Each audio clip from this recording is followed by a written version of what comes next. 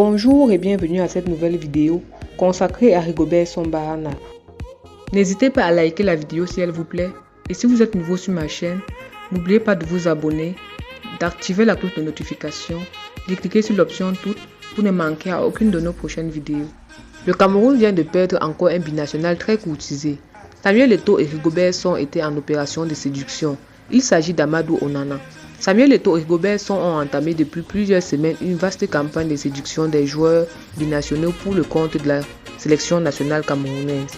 Les choses ne semblent pas aller au profit de la République des Lions indomptables. D'autres nations s'affichent et prennent une réelle avance sur le Cameroun. Rigobert Song, technicien des Lions indomptables, et Samuel Eto'o, le président de la FECAFOOT, viennent de perdre encore un binational très courtisé. Après l'épisode de Joël Matip ou encore celui de la pépite d'Anthony Elanga qui a choisi la Suède, le Cameroun vient de perdre Amadou Onana.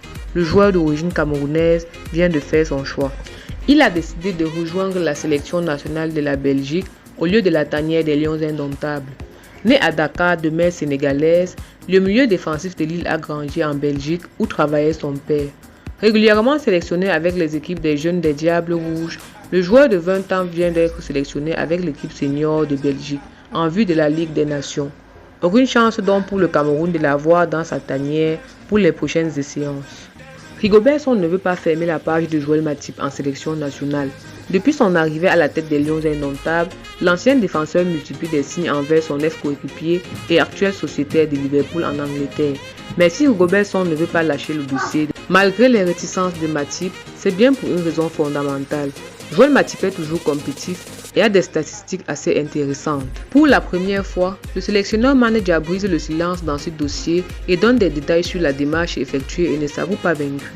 Au lendemain de ma nomination, dit-il, le président de la FECAFOOT m'a permis d'effectuer une demi-tournée en Europe pour rencontrer des binationaux et d'autres joueurs qui avaient décidé pour multiples raisons de se mettre en retrait de la sélection. Je dois dire que les discussions ont été constructives dans l'ensemble. Nous sommes par exemple en discussion avec le jeune attaquant de Reims, Hugues Ekitike. Ça se passe plutôt bien.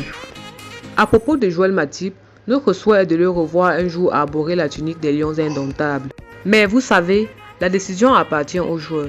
Il m'a demandé du temps pour pouvoir se prononcer. J'attends toujours, mais il faut savoir que je n'ai pas du temps. À un moment donné, il faut pouvoir se prononcer et prendre une décision, car je suis dans l'urgence, a déclaré Rigobert Song. Merci d'avoir regardé ma vidéo jusqu'à la fin. Avant de nous quitter, n'oublie pas de laisser en commentaire ton avis à propos de la nomination de Rigobert Song au poste de sélectionneur de l'équipe nationale.